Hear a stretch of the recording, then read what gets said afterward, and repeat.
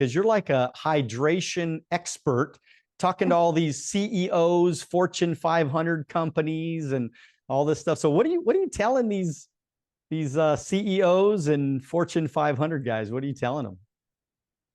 Well, first of all, I don't like to call myself an expert. I feel like to call yourself an expert, you need to have been doing something for like 80 years, 100 years. You know what I mean? Like, Well, maybe not um, 80 years, but you've been doing it for a little while, right? I mean, you know your shit when it comes to water, right? well, I have been studying science and health and wellness since I was 15. I started pre-med when I was 15, and that's been my obsession ever since. So, Okay. I'm only 20 now, but I've been studying for a while. Just kidding. Yeah, yeah, So, really, exactly. Of course. You started yeah, so really, really young, really it young. it's something that I've always been fascinated with, something that I think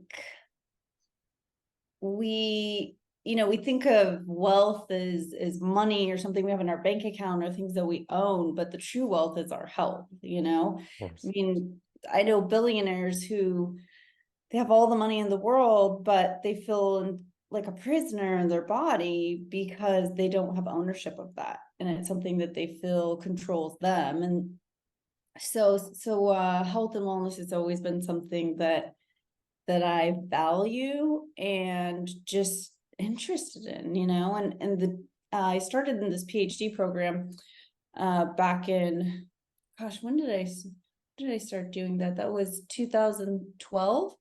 And when I found out that our bodies were 99% water molecules, I was like, oh my gosh, why have I not heard more about this? Since I was a kid, I hear, drink 8 glasses of water a day, make sure it's clean. You hear these basics, but nothing in greater depth, really. I shouldn't say nothing, but not a lot. And so as I started to research it and try to uncover, I realized that there was like a great, there's so much that could be uncovered, and there's so much to learn here. And so I just went into a full force with like, I want to help people understand their water body. And the more I started learning about it, the more humbled I've become and realized like I could spend the rest of my life doing this and I'll probably never get it at the extent that it needs to be known. It's like God. I feel like there's this consciousness about it that we don't even understand. It's not just its chemistry or its physics, it's far beyond that. And so even if we, spend the rest of our lives trying to understand it, there's gonna still be more. So that's why when people say, oh, you're expert at this, I feel like, no, don't call me that. I'm just somebody as curious as you are, and I've been studying it for a long time. But the more I study it, the more, yeah, fascinating it becomes, and the more I realize how much I don't know.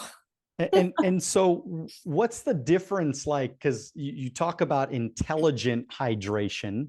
Yeah. So, like, what does that mean? Explain that. Because, look, a lot of us, we have no idea the difference between one water and another water. I mean, you're thirsty, you go grab a water. And matter of fact, I had lunch with the guy yesterday, and we were at this place, and there was this big cabinet of waters. And I was thinking about you, by the way, just FYI, because I knew I had the podcast. I'm like, what water do I get? There's like 40 different waters. And I'm like, which one Yeah. would Tracy approve of?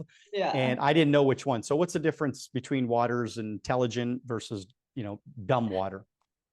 That is a really, really good question. So that's a question that everybody should be asking. I don't like the word should. It could. We have the opportunity to ask that question. And I feel like I don't know about you, but growing up, what I learned was make sure the water's clean, right? So you want to make sure it's purified. Every time I saw purified as a child, I was like, okay, this is good water. I mean, this is what I should be drinking.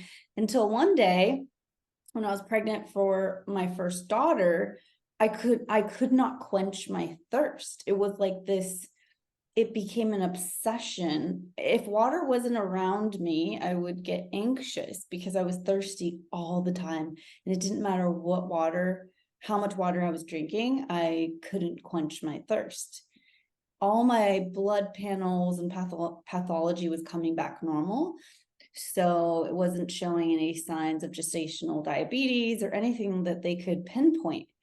And so I just kept drinking water. And we had a water filtration system at home, and it was a reverse osmosis system. And the more water I drank, the more thirsty I became. So then I started buying different waters, and I started getting like spring waters. And I noticed that when I was drinking these artesian spring waters with minerals in them, I was quenched for longer. When I would drink purified water, it almost made me thirstier. Or like the waters on the market, like a Dasani or something, where it's like, yeah, it's purified and it has these minerals in it that, say that it's for taste or whatever, I would get Right. thirstier. Right.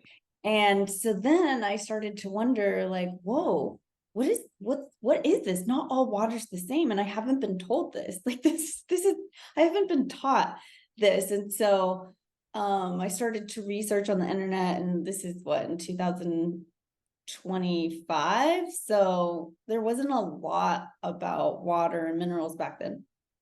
And so then I just started to research more, and I realized that I had a mineral imbalance. There was a simple mineral imbalance in my body, but I almost lost my daughter. We had to have an emergency cesarean at 35 weeks because she had like 2.5 centimeters of amniotic fluid. There was like, my whole body was just dry. And the water wasn't getting where it needed to go, wasn't getting into my cells, just passing through me because of this mineral imbalance. And so then I saw this great opportunity to really start learning about water and educating people on the fact that not all water is the same. We need different waters at different times of our life, different water, different times of day. Yeah, we can talk about all the details So, about water. so wait, wait, wait, so wait. Let me just stop you right there. So you're telling me that we need different waters at different times of the day? Yeah, we could definitely benefit from different waters at different. Okay, you got to explain this to me because I'm really lost now. Yeah, well, it can feel confusing. And it's something that we're still learning about. I have a mentor and a dear friend. Her name is Rumiana Senkova. She's a double PhD in studying at the university, or teaching at the University of Kobe in Japan. And she started a new science called aqua photomics. So learning about how light interacts with water. And what she says is that the frequencies determine the structure of the water. And the structure is everything. The structure is the messaging in the water that's going to be signaling to your body different things that your body is going to be doing, and activations that happen in your body biologically. So if you put your glass of water in the sunlight in the morning, that sunlight that's coming in, that morning sun, is going to send a message to this water that's going to help your body wake up and get activated for the day. There's going to be frequencies in this water that are imprinted that help your body do what it needs to do. And so that's what aquaphotomics helps us understand. We can look at the frequencies, and then there's it's almost like a map. It looks like a map that determines all the frequencies together. And then she has this algorithm that helps you understand what the water's doing, what the structure is based on the frequencies. Well, I totally, I mean, that I get. I get that now. That's a really great explanation because, I believe in frequencies. I believe all we are is energy. I believe that, obviously the law of attraction is real, and a lot of it has to do with the way we think, the way we're bringing in energy, and of course, making sure we're on the right frequencies. So totally get you. Totally get you. So now, so we should really put our water out in the sunlight, and then, like, how long do we leave it out there? I mean, do we leave it out there for 10 minutes or 20 minutes? Or I know they're still studying it, but you gotta, Not long. You because really don't need. I know people are thinking in their mind. First of all, people are thinking this is crazy. And, people are thinking that, come on, it's just water. I put it in my filter and it comes out and it's clean and it's good and I'm alive and I'm okay. But is this like, do you feel that water is on some levels? I mean, if you're just drinking, like say you just go and you get a Dasani or something like that, right out of the thing at the grocery store or something like that, and you drink it, like what is it doing to you? Is it hurting you? Is it just not helping you? Do we just stay the same? What's your thoughts on that? Well, I think from what I can see is that water is something we want it to hydrate us, but it's also water is a conduit for almost every biological process that happens in our body. So we need water. And our body is very intelligent. Our cells are so intelligent that they know what to do with the water, whether we're drinking crap water or really good, highly intelligent water. Um, our body knows what to do.